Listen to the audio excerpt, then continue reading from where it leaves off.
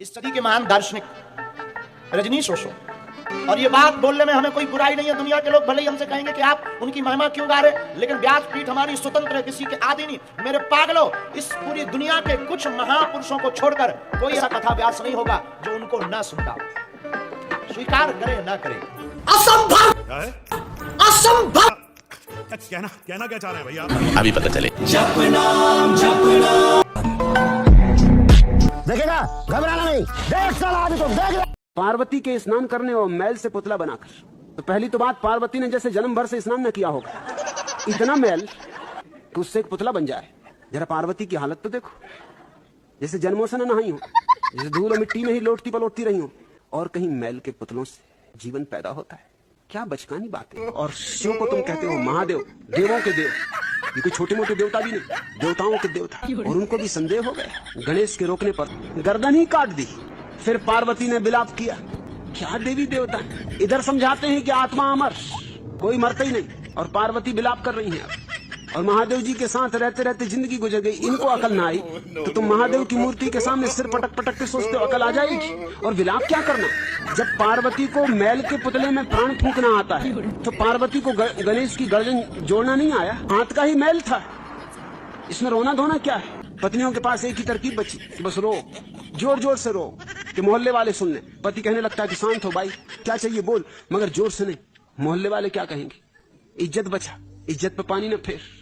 इज्जत का सवाल उठा होगा, शिष्यों को भेज दिया। शिष्य भी उन्हीं जैसे भंगेड़ी, आखिर जैसे गुरु होंगे वैसे शिष्य होंगे ना।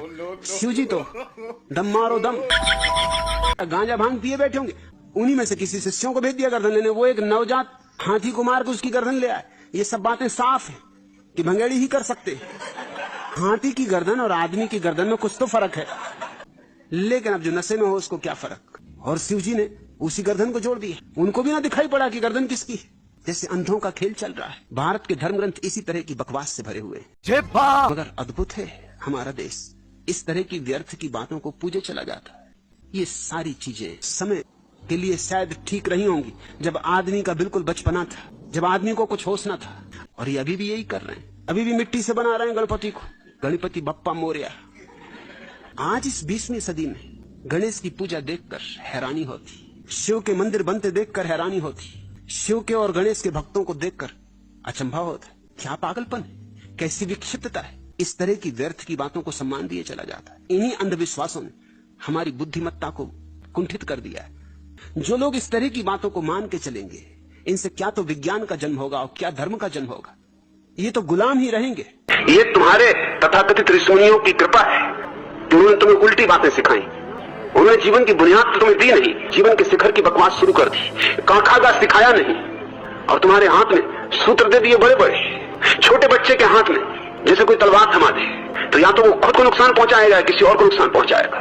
तुम दुनिया की सबसे पुरानी सभ्यता हो, तुम्हारे पास तो विज्ञान परम शिखर पर होना चाहिए था, लेकिन तुम्हारे तथाकथित धर्मगुरु तुम्हें भगोड़ा बनाते रहे।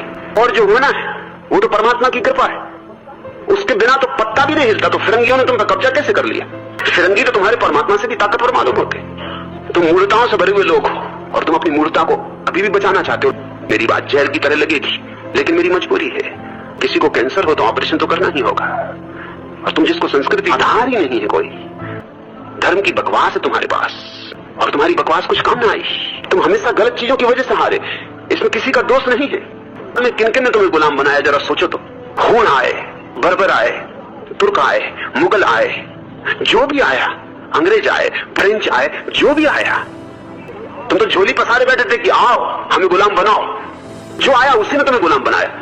और आज भी तुम्हारी स्वतंत्रता की क्या कीमत है, क्या मूल्य। कमजोर की स्वतंत्रता का क्या मूल्य हो सकता है। जिनने तुम्हारी जमीन पर कब्जा कर लिया, तुमने क्या कर लिया। तो तुम स्वतंत्र हो, कुछ तो करके दिखा देते। आज तुम्हारी आजादी छीनी जा सकती है। इसलिए मैं कहता हूं पहले विज्ञान। मगर तुम्हारे मूढ़ महात्मा तुमको समझा, खादी पहनो कोई तुम्हें समझा रहा है, ब्रह्मचर्य साधो कोई तुम्हें समझा रहा है, उपवास करो। मैं तुमसे कहता हूं विज्ञान को जन्मा लो, समय रहते जन्मा लो। हमने बड़ी से बड़ी भूल जो की है अतीत में, वो थी विज्ञान को नहीं जन्माया। और हम जन्मा सकते थे, क्योंकि हमारे पास कोई विचारकों की कमी न थी, चिंतकों की कमी न थी। मगर हमने चिंतकों और विचारकों को गलत मोड़ दिया। अब हनुमान चालीसा पढ़ोगे तो ठीक है, जैसी बुद्धि हो जाएगी तुम्हारी। इससे ज्यादा आशा भी क्या कर सकते हो। कोई बंदरों को पूज रहा है, कोई गौ भक्त है, कोई हाथियों को पूज रहा है, कोई जानवरों को पूज रहा है। इस संस्कृति को तुम मुझसे बचाने को कह रहे हो? तुम बचाने योग्य क्या है? इस कूड़ा करकट को बचाने की बात कर रहे हो? और तुम कहते हो कि समर्थन में भारतीय संस्कृति का मैं ज्यादा विरोध क्यों करते? इसलिए कि भारत से मुझे प्रेम है। मैं चाहता हूं कि सारी मनुष्यता एक संतुलन पर आएगी, सम्मान पूर्वक अपना स्थान पाए, और ये विज्ञान के बिना नहीं हो सकता है।